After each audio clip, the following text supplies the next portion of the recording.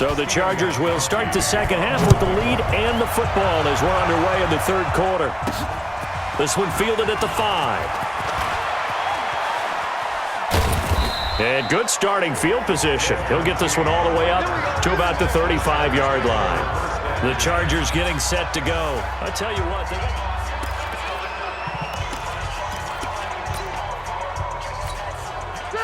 the Charger drive about to get going. They had a big first half. Now they have a chance to add to that lead here in the opening possession of the second half. And everyone always asks about halftime adjustments, kind of the key phrase. What did you do at halftime?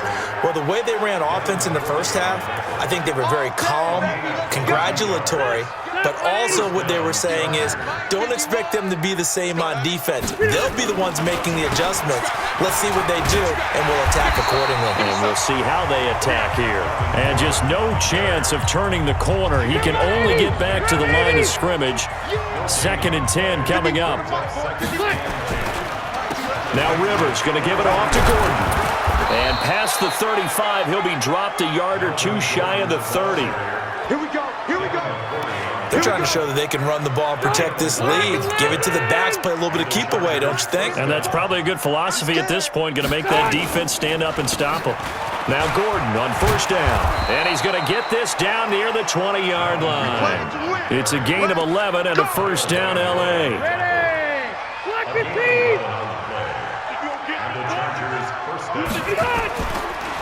On first down, it's Gordon. And he takes it in for a Charger touchdown. A 21-yard touchdown run as his guys continue to pour it on. Well, partner, that was another explosive run, and one thing I've learned in our time in this game, yes, the offensive line has to get a lot of credit, but for big runs to occur, the wide receivers have to block well downfield. And then you have to have a good guy carrying the ball too, right? Oh, without a doubt. You need that difference maker lugging the rock. Sturgis for the extra point, and that will extend this big lead. 5 plays there on that drive, and it's capped off by a touchdown run coming from Melvin Gordon. Now after the touchdown, it's Sturgis to send it away. And they will not get a chance to return this one as it's through the end zone for a touchback.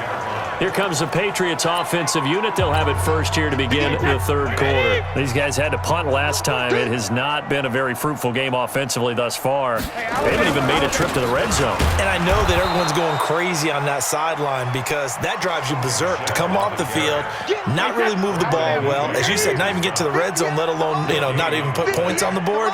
They've got to just take a deep breath, relax, try to figure out what is working, and call more of that. And not much to speak of. Call it a 1-yard gain up to the 26. These guys have punted 4 times already, and they're staring at a 5th, barring a conversion here on third down. Brady now to throw. And that will be incomplete.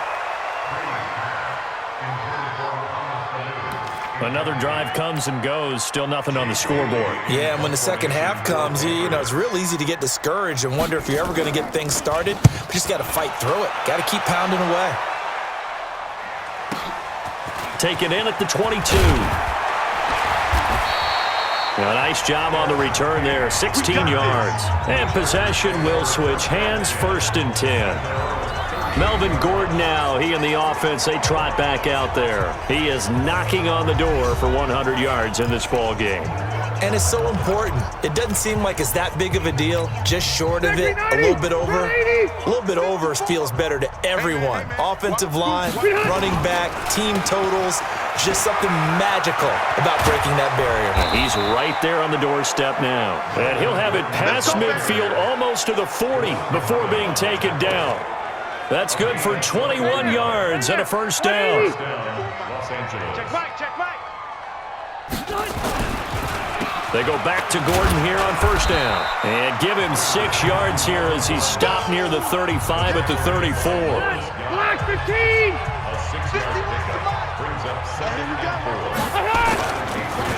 On second down, they'll run with Gordon.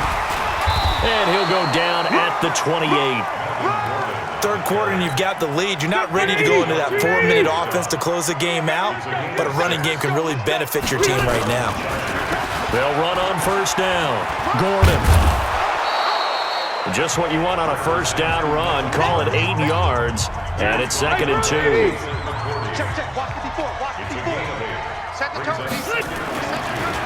On 2nd down now, it's Gordon, and they'll bring him down at the 18-yard line. They'll get 3 as the drive continues. It's a first down. All runs on this drive so far. It's 1st and 10. They'll run here with Eckler. And he's in for a Charger touchdown. An 18-yard touchdown run as his guys continue to put this one out of reach. Could not block that one any better. Everyone was accounted for, and a great surge by the offensive line.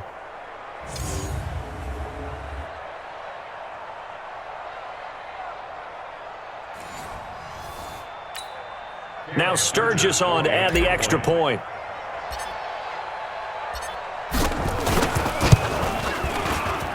And the lead grows even larger here in the 3rd quarter. A drive that time of 6 plays. And a nice play on the end of it. An 18-yard touchdown run.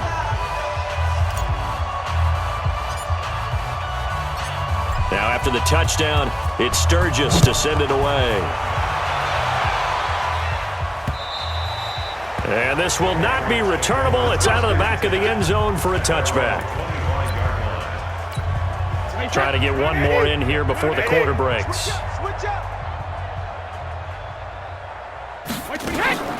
The drive starts with a run by White. And if there was a lane there, it closed up quickly as he stopped for no gain. 2nd down. We have played 3 quarters. This is the National Football League on EA Sports. So after the run for no gain, here's 2nd and 10. From the gun, it's Brady. This one complete to Mohamed Sanu. And he'll get this from the 25 to the 30 for a pickup of 5. New England on 3rd down. As bad as you can be. 0 for 7 thus far. This will be 3rd and 5. Here's Brady. Caught by the tight end Watson. And he will be very close to a first down, but I see the closed fist of the referee, and that means 4th down. One thing I think that's safe to say defensively, the tackling's been really good. And because of that, it's been very, very hard for them to move the ball because you're not getting the benefits of run after catch. They're tackling them almost on the spot. That means you have to run extra plays, harder to move it. Here's the Los Angeles offense as they get set to take possession. And this game comfortably in hand. The scoreboard speaks for itself, but you still got your starting quarterback out there. When do you go to the backup? Let him get some time. And that's one of the great questions in the NFL, Brandon, because I'm just going to tell you, in the 2015 season, I commentated on 3 games in a row that were blowouts. And in none of them did the starting quarterback ever come out of the game for the team that had a big lead. And in each instance, I asked the coaches later on, why didn't you do that? And they all looked at me and said, just don't really do that in the NFL. These guys play, and we just play them all the way through. Now, in certain situations, they will take them out, but for the most part, they're not as worried and concerned about getting them out of the game. And that's always puzzled me a little bit. 2 yards on the pickup there. It'll be 2nd and 8. Another tote for Gordon. He's been busy this afternoon. Give him 3 on the run there. Now they're looking at a 3rd and about 5. The Chargers on 3rd down. They've been okay. 2 for 3 thus far. This will be 3rd and 5. Rivers going to turn and give this one to his running back, Gordon. And, boy, he is very close to a first down, but from where they're spotting that football, he's going to be a foot or so short. This late in the game, Charles, I think you maybe seriously have to think about going for it. Especially where they are in terms of field position, because this is almost like no man's land. Might hurt your punter because there might not be enough space, maybe too far for your field goal kicker. I'm like the old rule. Possession is 9/10 of the law. Possession is 9/10 of winning the game. Go for it. Get the first down. Close it out. So we were looking at each other up here in the booth when they went for that saying, oh, wow, talk about trying to add insult to injury. Some teams are just like that. Some philosophies, some coaches are like, look, when I got a chance to put some more points on the board, I don't care what the situation, I'm going to do it. And they're also the same coaches as a general rule that if someone does it to them, you won't hear people protest out of them. That's just who they are. Just 2 minutes remaining here in the fourth quarter of what has been a one-sided affair. So the Patriots with a football as we get you reset. And let's see what they've come up with offensively after having time to talk it over. Now Brady, and his throw's going to be incomplete.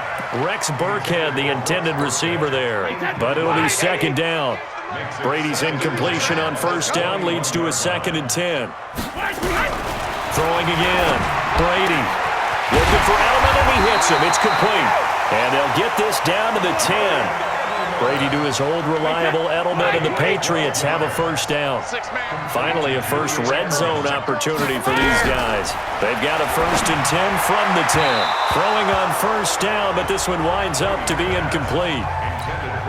Another wayward pass. You know, things started out poorly in this game, and to be frank, they just really haven't gotten much better. And all that does is embolden the secondary. They feel good about what's going on, and they just play better and better. Another throw on second down, and this one incomplete as well.